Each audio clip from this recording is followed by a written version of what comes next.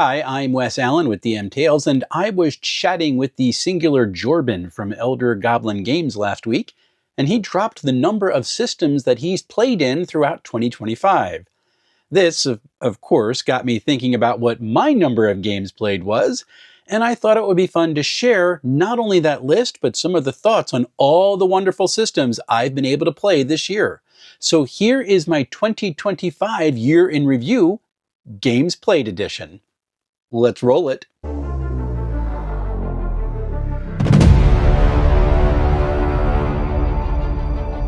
Dragonbane was one of my regular games that I played in 2025, and while I'm now ready to start something new, I still love the system. Dragonbane has so much going for it. I am a sucker for roll-under games which are skill-based, and the game's design rewards smart play. Dragonbane is mirthful, but also tense, so successes feel rewarding. If you ever get a chance to play Dragonbane, just do it. My other regular game, Numenera, is what we play at my in-person group, and I love it. We all go theater of the mind, which is something all the players embrace, so prepping new areas isn't limited to anything but my own imagination. I've run preset adventures, created some of my own, and I love exploring the ninth world with the party. If you enjoy a system where the crunch happens before the roll and flexible character creation, this is a game you need to check out. I'm cheating a tad here because Cypher System was originated in Numenera, so I'm kind of doubling up. But for much of 2025, I ran a hobby lunch once a month in a superhero world that we ran with Cypher. And Cypher handles it so well. This playstyle adds power shifts to the game that can be used to ease tasks, increase strength for amazing feats, or increase damage, or even grant the ability to fly. My players took to it without much difficulty, and it was a blast to run. Hobby Lunch went on hiatus when I started my sabbatical, but it's going to come back soon. Monty Python's Cocurricular Medieval Reenactment program is some of the most fun I have ever had with a TTRPG, on both sides of the screen. The mechanics are swingy, funky dice are in play, and upsetting the head of light entertainment, which is the GM in this system, can result in your character being cut down by a rampaging band of Bolsheviks. It's amazing, and the inclusion of retainers only adds to the potential for zaniness to ensue. The core rules also give some amazing advice. Don't try to be funny. See, the more serious the players run their characters in the absurd situations the game throws at them, the more hysterical the session becomes. I fell in love with Into the Odd, and it's become one of my favorite systems to run for conventions. This game requires smart play to survive, and because gameplay is so fast, parties can explore extensive portions of a crawl's map during a single session. This makes playing the game to have this funhouse feel to all the exploration that's going on. And I have to admit, it's not for everyone, but if you can embrace the game's feel, there is a ton of fun to be had. Now, I've not taken a party back to the surface to start some other ways of playing, like opening up a business, but it's a nice way to have play extended and to expand the way the game feels. Sentinel Comics RPG is perhaps the most comic book TTRPG that's out there right now. And it deserved a better fate than what Greater Than Games gave it. Powers and qualities in this game are just names with an attached die type. How the power or quality works, totally up to the player. Most rolls are done with 3 dice, and while there are abilities which alter the formula, most basic actions use the middle value as the effect die. There's no rolls to hit either. Minions can be knocked out with ease, lieutenants, they're beefy, and villains are actually scary. But the most amazing aspect of the game is the overcome action, which is used anytime there's an obstacle between the character and their goals. Things get gonzo fast, and it's fun to see how players work together to overcome what's thrown at them. You can actually often find this book on sale for $10 on Amazon, and if you see it, it's definitely worth the pickup. Ironbound is a modern fantasy by Dave Ward, and it's a ton of fun. With a cool world of vampires, dwarves, wizards, were-creatures, elves, and smartphones all coexisting. If you want to play a game which uses the amazing D12, it's one of my favorite dice, character pools are resources that have to be managed to survive, and a fantastic setting, you should check out Ironbound as soon as you can.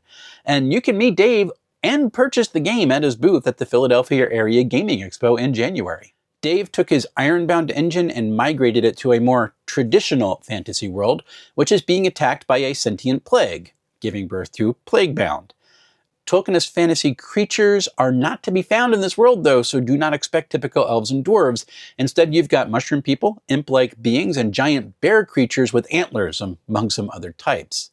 Character building in Plaguebound is a blast, and the dire world situation gives adventuring both an ethical dilemma and high stakes. Do the PCs harness the plague to become more powerful, or do they fight back and try to eradicate the infestation? Can the world survive their decisions? I'm actually looking forward to getting Playground's final form in my hands in 2026, because it's really cool. I describe Forbidden Lands this way. Imagine the Silmarillion, but there's even less hope. Now, folks hear that and they think it's a knock on the game, but it's not a knock on the game because it's phenomenal. It's just that the default world has a very bleak history. Forbidden Lands is about rediscovering what was lost during an old upheaval, creating a space where the characters can make their own mark on the land after things have been lifted, and surviving long enough to enjoy it. This game has some fantastic takes on old token tropes, and Free League's Year Zero engine helps the gameplay move and makes damage impactful by reducing the number of dice a character rolls. It is so good. I had wanted to play Savage Worlds for a while and was finally able to do so at page 2. Now, the system's not quite what I was expecting because there's a lot of rolls and exploding dice are added to the mix, so gameplay can get slowed down, especially with new players, which is what I was. Also, I have to say that when I played, I screwed up because I, the player, not necessarily the character, wanted to punch the smug big bad in the face upon first meeting, because we didn't save folks to let them be handed over for who knows what purpose. And it did not end well. I triggered a TPK. So sorry to everybody who was at the table. I still want to try this again, though. Crown and Skull was another system I tried at Page in 2025, and this one has me intrigued. I really like the idea that damage destroys equipment, which leaves the character at a serious disadvantage. But other than that, I don't remember much about the playthrough with the game. I just remember thinking that we got through some cool stuff, and it was something that I want to take more of a look at. I'd actually like to get a review of this game up on the channel at some point in 2026 because the design really is kind of cool. I was finally able to play Pathfinder 2e for the first time at page 2, and Jacob and Dan from Avenue Studios, check out their channel, were a terrific tag team GM who steered a massive group through 3 different modes of play: scouting, resource gathering, and a massive combat. Now, there's too much crunch in this game for me to ever want to try to run it, but I had fun playing it and would not hesitate to jump in on another one-shot if something came up in the future. Easy D6 is one of my all-time favorite systems because everything about it just clicks, and I love writing adventures designed to play with its gonzo style. I ran a Hallmark adventure at page 2. I took part in a playtest of one of DM Scotty's new horror studies for the game. I died at the very end, which was epic, and I even live streamed a 3-session actual play using my aforementioned Hallmark adventure on the channel as well. I adore this game, and I love to see what the players do with its free-form design. There is a lot of Easy D6 content out there right now, and if you get a chance to play this, do not hesitate to do so. Just try it out. The brainchild of the one, the only, Scrat from A Squirrel Plays, Nuts is a wild system with fast character generation and simple mechanics. Don't let the simplicity make you complacent, though, because there's meta resources to manage, and the GM can change the target number anytime a scene changes. To survive Nuts, you need to be able to think on your feet. Now, I was able to join in on a fantasy game using Nuts in 2025, where I played a squirrel monk who had the personality of Miss Piggy. It was a blast. I also got to play a retired lawman who'd seen too much in a Nuts one-shot, which took place in Peter's Clockwork World from Tales from Elsewhere.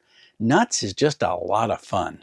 I've been in love with the Tales of Argosa system ever since I first encountered the game engine that powers it in Low Life 2090.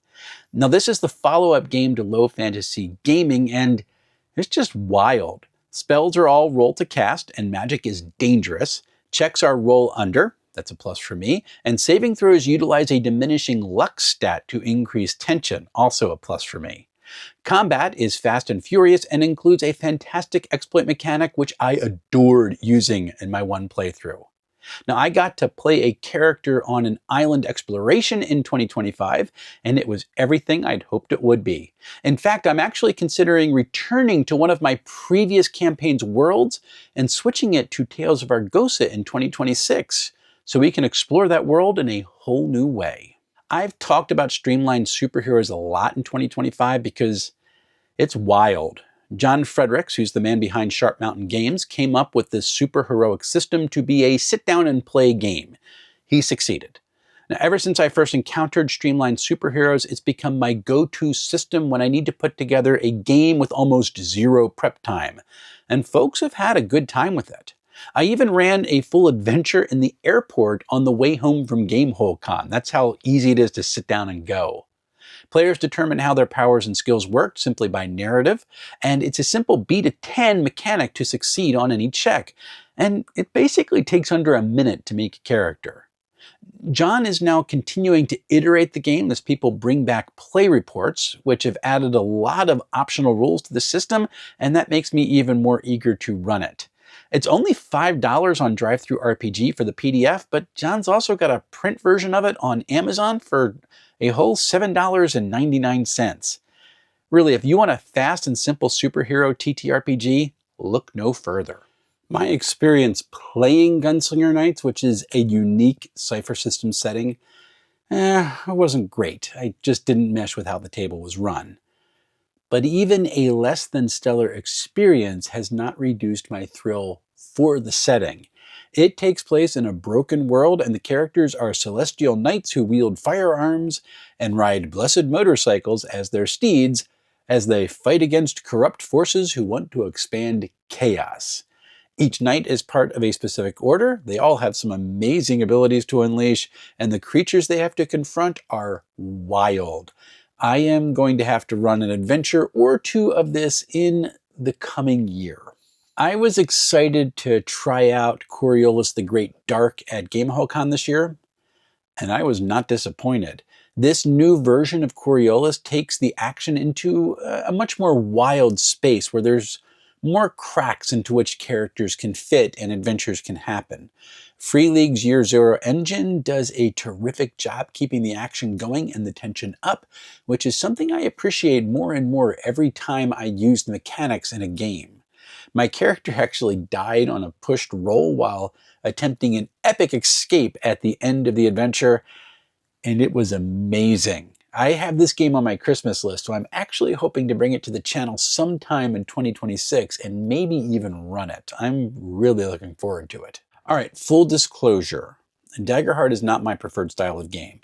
I am not all that into making optimized builds or collecting cool new abilities until my character is an unstoppable tank. It's just not the way that I like to play. But Daggerheart's Hope and Fear mechanic, as well as its wound system, had me intrigued enough to sign up for a playtest at Gamehole, and I gotta say I enjoyed it. I thought the 2d12 rolls worked out really well, and events were swift in unfolding.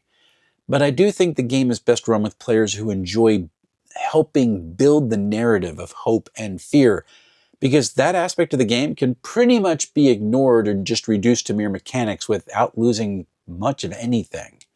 I also didn't care for the cards because the text is really small for my eyes, and there's just so much information on it that I had trouble finding an ability even when I knew it was there in my hand. Now, I'll be bringing a review of this game to the channel in 2026, and I'd be happy to play it again because it was kind of fun. I just don't think I have any interest in running it in the future, though. Just not for me.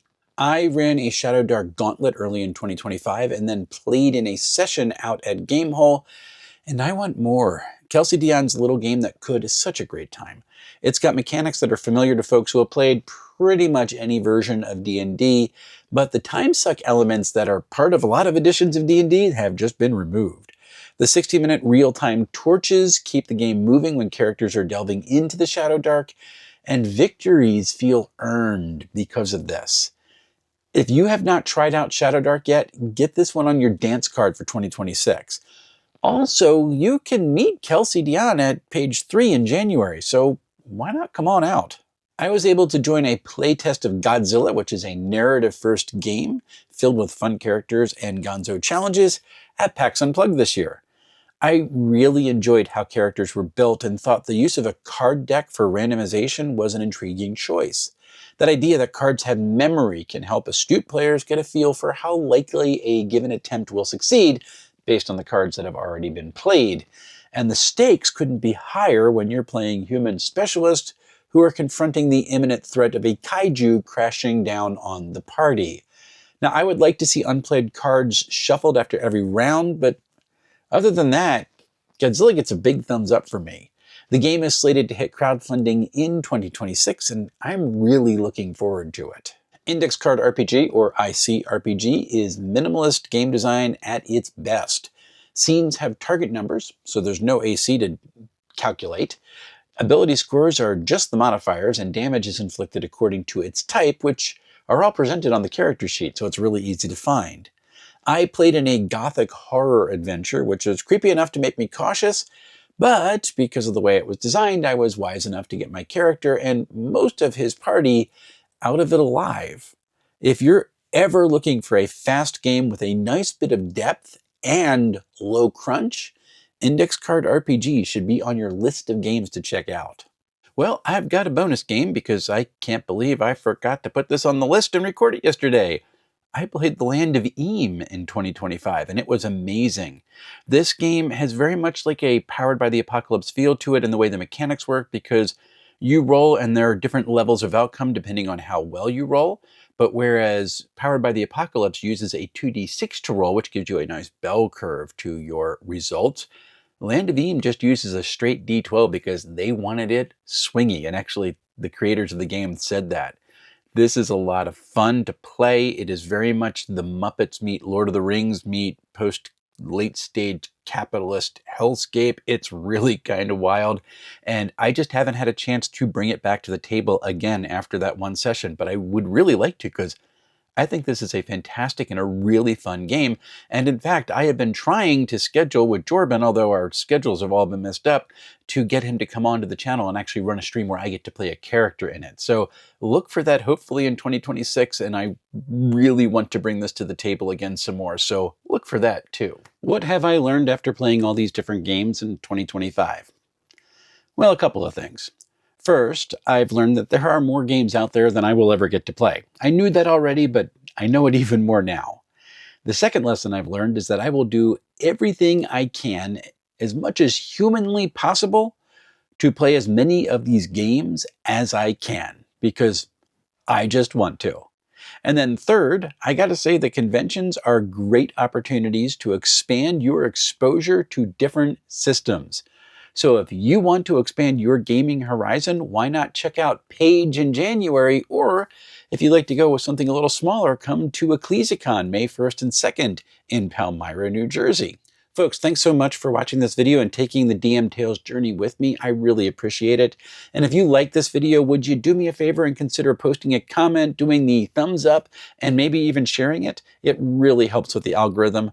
Also, if you're subscribed and you don't want to miss any of the videos that hit this channel, make sure that you hit the notification button below, because you're not guaranteed to be shown every video from the channel otherwise. YouTube is just really weird that way. And thank you to the coffee contributors for supporting this channel and making sure that I keep my energy levels up.